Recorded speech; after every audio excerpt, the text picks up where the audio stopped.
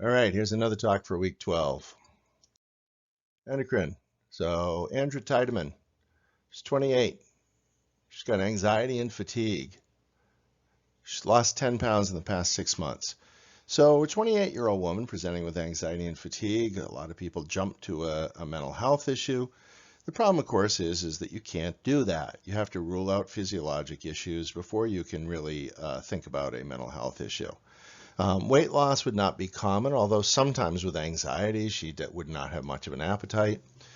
But we did labs, and her TSH came back almost undetectable, very low. And so we know that norm is actually pretty high for the lower end, usually about 0.5. But no matter what, it's low. She has a low TSH. Now, low TSH can mean that the brain is not producing enough hormone, and then therefore the thyroid gland won't produce enough hormone.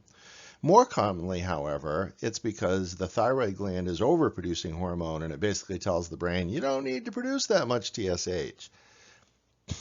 So when we check a T4, usually we would check a free T4, but in this case, the clinician checked a T4. The normal is 5 to 12, she's 16. So she's got a high T4, shutting down her TSH. She's got a primary hyperthyroidism. So what kind of things cause hyperthyroidism? Now, among the most common causes is Graves' disease. Graves' disease is an autoimmune process in which the patient will have stimulation of the thyroid gland. There's immunoglobulins that basically are pretending to be TSH. Those stimulate that much more production. People with Graves often get a little bit of a bulge of their eye, that exophthalmos. They get a little bit of swelling of their legs, although it's non-pitting. By definition, swelling related to thyroid issues is non-pitting. A bunch of other things can cause the thyroid to be overactive. Among the more ominous is thyroid cancer, which is listed down there. But you can get a goiter, you can have thyroiditis. So if you have someone that has Hashimoto's thyroiditis, usually they'll have a sudden onset in which their TSH goes low and their T4 goes high, and then it burns out and their T4 goes low and their TSH goes high. So Hashimoto's is a common cause of hypothyroidism. On the other hand, it can actually cause hyperthyroidism in the very initial stages. You could have amiodarone. Amiodarone may induce some hyperthyroidism. You could have a secreting tumor or a secreting cancer. Pituitary causes are actually pretty rare. So Andra had a thyroid scan. Usually you have to have a thyroid scan if you have hyperthyroidism. Many providers will actually refer these patients to an endocrinologist and let them work them up. She was started on tapazole or methimazole, which is actually something that blocks the effect of the thyroid gland, and she was scheduled for a subtotal thyroidectomy. Now, the other option is to have radioactive iodine, which will also destroy a portion of the thyroid gland. Patients are usually given a choice. She declined that. So there's her admission labs. And we can short-term also use beta blockers for hyperthyroidism. So if they've got, rapid heart rate and high blood pressure and they're very tense, usually we would use a non-selective beta blocker, something like propranolol, something like Inderal, just because if you put them on metoprolol or something that's cardioselective, you're only affecting that one system. So you really do want to use something that's more non-selective. Radioactive iodine therapy, you basically use it and kill off some of the thyroid gland.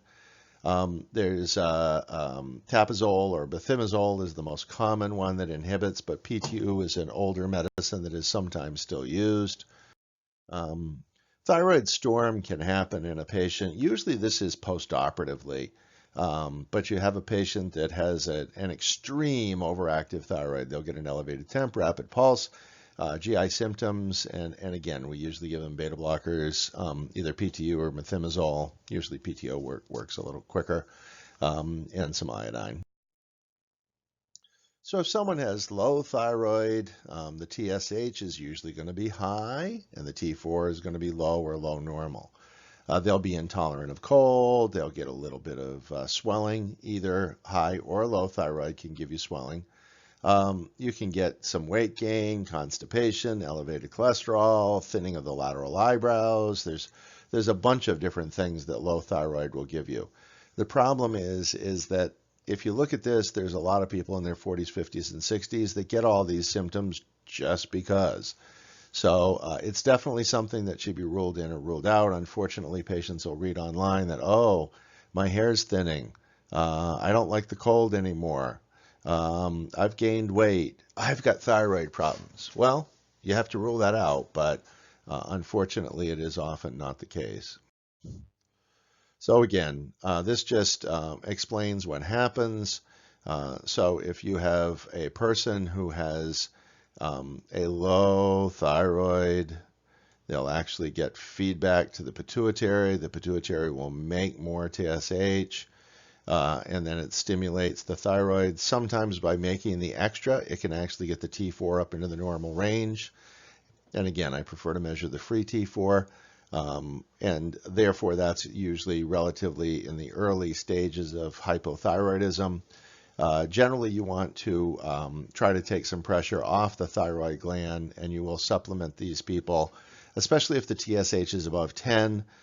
Some people do it even if it's just a little bit elevated if they're having a lot of symptoms. And so logically, if the thyroid's low, you give thyroid. So, and usually that's the left-handed version, the levothyroxine. Thyroxine is actually T4. T4 is converted in the body pretty easily to T3. T3 is the effective hormone. There are some patients that will read about this and they want T3. There's a rare case in which a person does have a hard time converting T4 to T3. There is actually a medication that is equivalent to T3, but for most patients, the supplement with T4 is going to be plenty. And Hashimoto's is just what we said it was. So basically, this is an antibody disease. It's more common in women. It does seem to run in families. And those people, again, will usually get hyperthyroidism for just a matter of days or weeks, and then they'll crash and have hypothyroidism. So parathyroid, so the parathyroid glands regulate calcium and phosphate. If you have high calcium or even low calcium, you'll get usually kind of the same symptoms. You'll get weakness, you'll get maybe decreased muscle size, occasionally you'll get dysrhythmias, but mostly these people just come in feeling lousy. And you draw a blood level, chemistry profile, and their calcium is most oftenly I've seen high for hyperparathyroidism.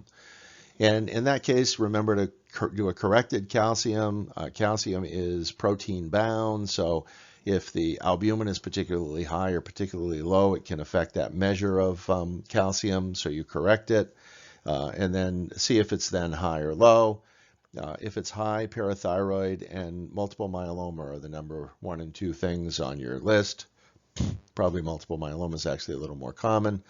So you do that PTH level. If it's elevated, then you usually do nuclear test, nuclear scan. They refer to it as a MIBI. And that will usually show one of the parathyroid glands has an adenoma on it, and it'll show up hot. Then they take that person to the OR, remove it, draw a PTH level about 15 minutes later, and it usually will have returned to normal. So most of those people respond to treatment pretty well. Multiple myeloma, of course, is a much more ominous, much more serious condition. Agnes. So Aggie is on prednisone every day for over a year.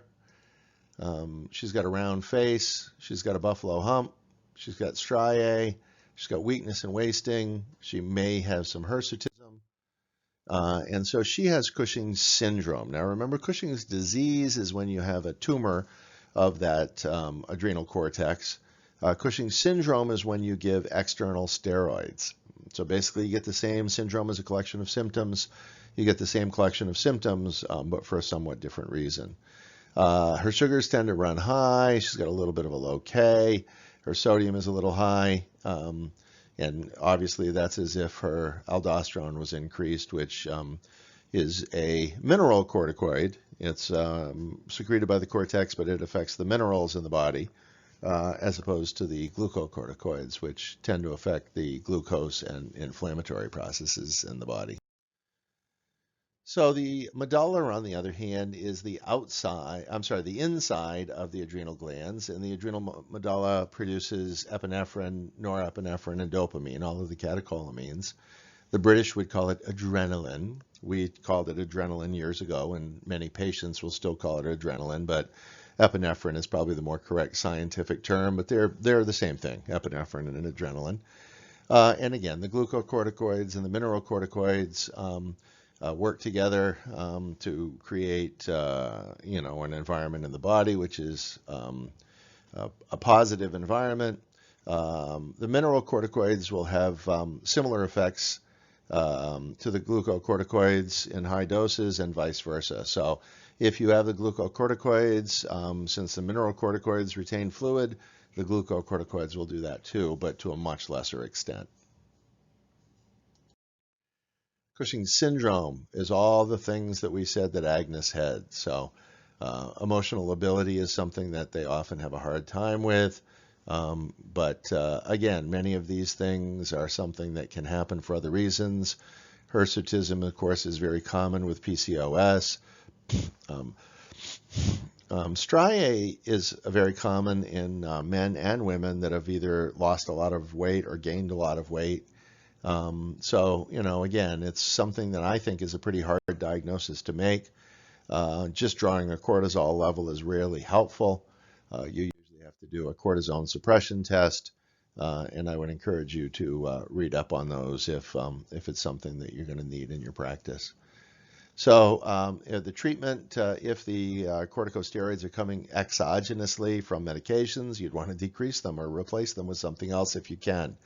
If it's endogenous, if there's a tumor on the adrenal glands, sometimes you do have to remove that tumor. And again, all the issues that you would expect. Too much fluid, they're at risk for injury, they have risk for infection, they have body image disturbance, and they have knowledge deficit. And again, not enough cortisol. This is a patient that has a deficiency. A famous patient that had this was John F. Kennedy. It can be caused by an adrenal infarct. If you quickly stop steroids, you'll actually get an Addisonian syndrome as well. But usually that has to have been a longer term, 3, 4, 5 weeks at least, and with a pretty good dose of steroids. Those folks will look tanned. That was always one of the things, is they thought President Kennedy looked tanned. Some of it may have even been from his adrenal insufficiency. They'll go high on their potassium, low on their sodium. They often have GI issues, nausea, vomiting, and they may have orthostatic hypotension. JFK took cortisol or prednisone. That's basically what you have to do, is you have to take an external supplement. And again, too much adrenaline is pretty uncommon. There is a condition called a pheochromocytoma. It's basically pheo represents a certain color. Chromo represents a certain color. Cytoma, obviously, it's a tumor of those types of cells.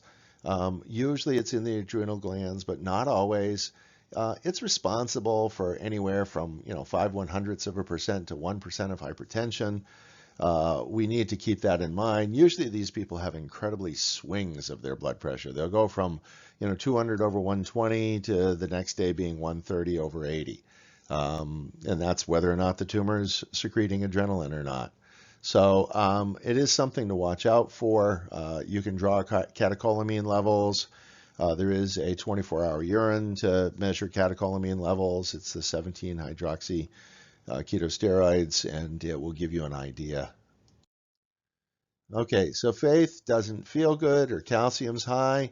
This is something that we have to think about. Is this a myeloma, or is this a parathyroid? Her PTH is high. There's 3 or 4 different measures of PTH, so you have to know which one they're using. We do that PTH, MIBI, that nuclear test of the parathyroids. We remove her adenoma, and now she feels fine. And again, don't forget to do that corrected calcium. So endocrine problems are always kind of a balance. You're trying to make sure that they're in a range. They can't be too high or too low. Taking care of it, you feel like you're up on this tightrope sometimes too. It's a very challenging thing to take care of these things. Many of these hormones are very difficult to measure. Growth hormone is a nightmare to try to figure out whether they really have an excess or a deficiency, just because they often will have a normal level, but when they're supposed to increase, they don't. And so you have to do these suppression or stimulation tests. So at any rate, endocrinology can be a very challenging thing to take care of the patients, but hopefully we've given you a little bit of a basic here.